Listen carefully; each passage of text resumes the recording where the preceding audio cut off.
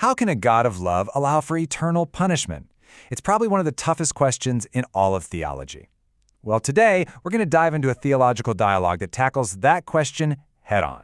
So, I want you to picture this, a dark Roman prison cell. Inside, you've got the Apostle Paul. And he's not just there fighting for his life, he's in a deep debate with his friend Luke, the physician, about a profound contradiction. And this is the question Luke throws out there. It's the central problem, the real heart of the conflict that's going to drive our whole exploration today. It's a question that, honestly, cuts right to the core of faith itself. Now, Paul's answer, well, it's not a simple one. It unfolds across three really big ideas: the logic of divine justice, the dignity of humanity, and what this all says about the very character of God. So let's jump into that first one. Okay, so the first part of this argument kind of flips our whole perspective on justice. It suggests that to really get a handle on the punishment, you first have to understand the true scale of the crime. Paul argues that the key isn't what was done, but who it was done against. So the question totally shifts from, what did you do, to something much bigger. Who did you do it to?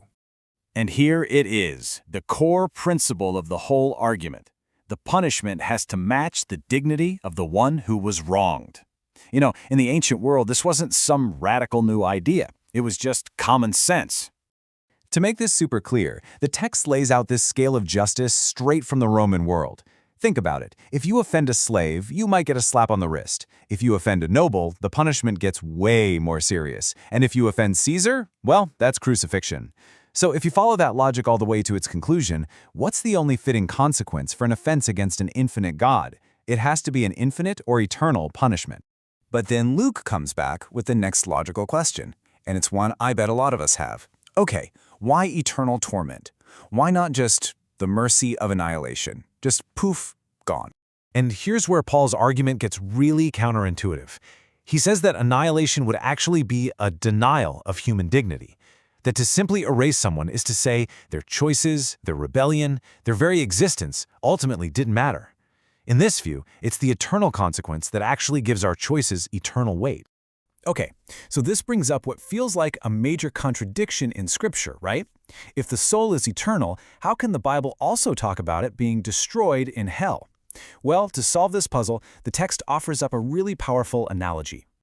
I want you to think of a beautiful vase. It's made for a purpose, to hold flowers, to be beautiful. Now, if you smash it on the ground, the shards of clay still exist. The material is still there. But its purpose, its function, its beauty, that's completely destroyed. According to this analogy, that's what happens to the soul in hell. It still exists, but it's destroyed because its God-given purpose is just gone. So if you follow this framework, hell isn't some arbitrary torture chamber God built.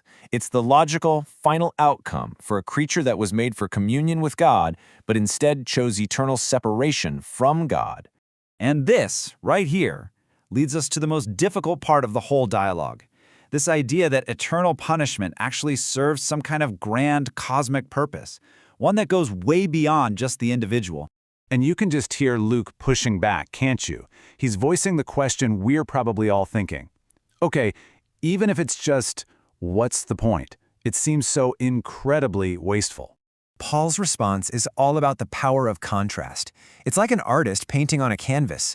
You can't fully appreciate the most brilliant, dazzling whites without the darkest blacks right next to them. In the same way, the argument goes, you can't truly grasp the staggering beauty of mercy without a clear, eternal understanding of perfect justice.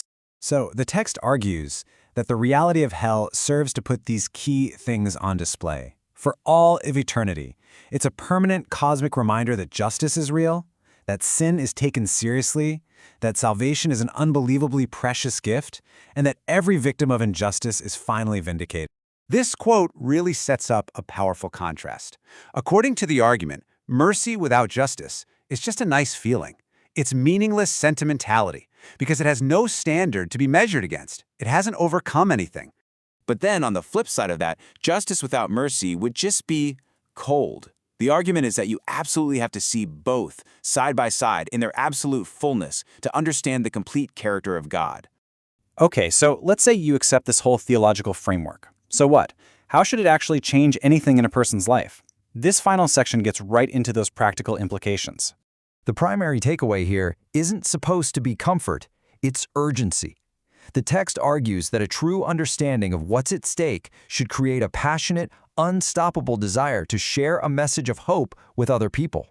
And this whole way of thinking is meant to produce 4 key shifts in a believer's attitude: a deeper gratitude for their own salvation, a greater sense of urgency in sharing it, real hope in God's ultimate plan, and a profound humility, recognizing that salvation is a gift, not something they earn. So the final conclusion of the argument is this: eternal punishment isn't presented as some cruel afterthought. It's framed as a terrible but necessary part of a grand cosmic plan to reveal God's complete nature to all of creation. And here we have the last powerful metaphor that really wraps up the entire argument, that it's the dark thread of justice that makes the golden thread of salvation shine with a brilliance it just wouldn't have on its own. In the end, we're not left with an easy answer. We're left with the full weight of this final question. Does an explanation like this make the reality of it all easier to bear, or does it somehow make it even more terrible than we ever imagined? And that's the question the text leaves for us to wrestle with.